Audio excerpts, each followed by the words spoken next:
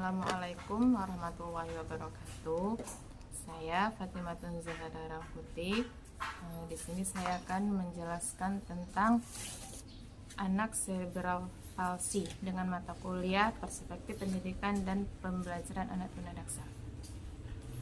Baiklah, selanjutnya saya akan menjelaskan yang pertama itu pendahuluan. A. Latar belakang. Anak dengan cerebral palsy mengalami gangguan motorik dan kontrol gerakan karena kerusakan pada bagian otak yang mengatur gerakan dan postur tubuh. Penyebabnya dapat bervariasi, termasuk masalah perinatal atau postnatal. Faktor risiko meliputi infeksi, kekurangan oksigen saat lahir, atau kelainan genetik. Perawatan dan dukungan yang tepat dapat membantu meningkatkan kualitas hidup anak dengan cerebral palsy. Cerebral palsy adalah kelompok gangguan motorik yang disebabkan oleh kerusakan pada otak yang sedang berkembang, biasanya sebelum atau saat kelahiran. Penyebabnya bisa bervariasi, termasuk faktor genetik, infeksi selama kehamilan, atau masalah saat proses kelahiran. Anak dengan cerebral palsy mungkin mengalami kesulitan dalam kontrol gerakan dan koordinasi, serta masalah lain seperti kesulitan berbicara, gangguan persepsi. Latar belakang, spesifik, dan tingkat keparahan kondisinya. Penting untuk diingatkan bahwa setiap anak dengan cerebral palsy adalah individu dengan potensi untuk dan unik dan kemampuan yang dapat berkembang.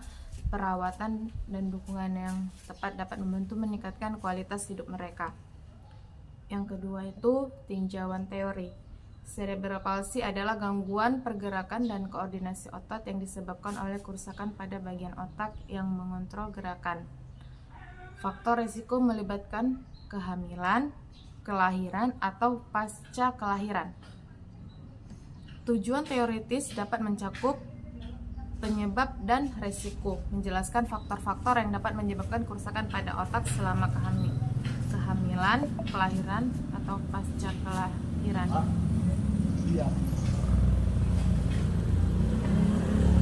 Patofisiologi menyelidiki bagaimana kerusakan pada otak mengarah pada gangguan motorik dan mengganggu fungsi otot, gejala dan tanda, menjelaskan karakteristik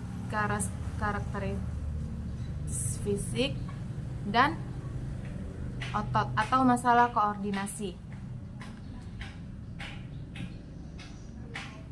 Diagnosis dan evaluasi menyajikan proses diagnostik dan penilaian yang digunakan untuk mengidentifikasi cerebral palsy pada anak, termasuk pemeriksaan neurologis dan pencitraan otak, intervensi dan perawatan, memberikan gambaran tentang pendekatan perawatan, terapi fisik, terapi okupasi atau intervensi medis yang dapat membantu meningkatkan kualitas hidup anak dengan cerebral palsy.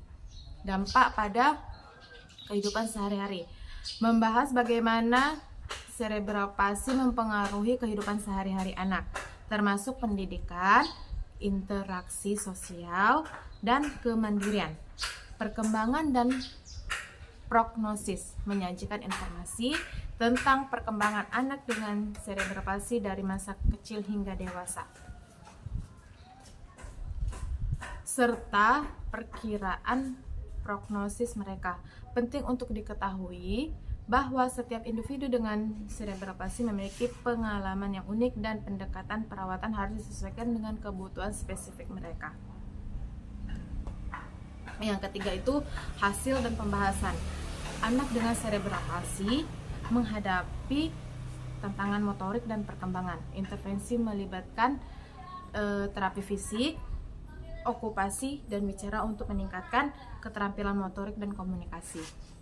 Perawatan jangka panjang dan dukungan keluarga penting untuk memaksimalkan potensi perkembangan mereka. Selain itu, pendidikan inklusif dan dukungan sosial dapat membantu anak-anak ini meraih kemandirian dan keberhasilan sejauh mungkin.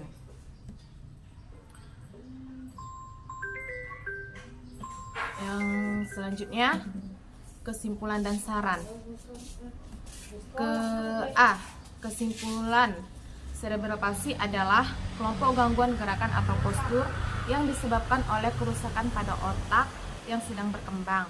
Kesimpulan mengenai anak dengan cerebral palsy akan bervariasi, tergantung pada tingkat keparahan dan jenis cerebral palsy yang dimiliki anak tersebut. Penting untuk mendukung perkembangan mereka melalui terapi dan perawatan yang sesuai untuk meningkatkan kualitas hidup mereka. Yang terakhir itu saran.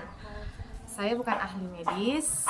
Berikut beberapa saran umum yang mungkin dapat membantu anak dengan cerebral palsy. Terapi fisik dan okupasional. Ini dapat membantu meningkatkan kekuatan otot, koordinasi, dan keterampilan motorik.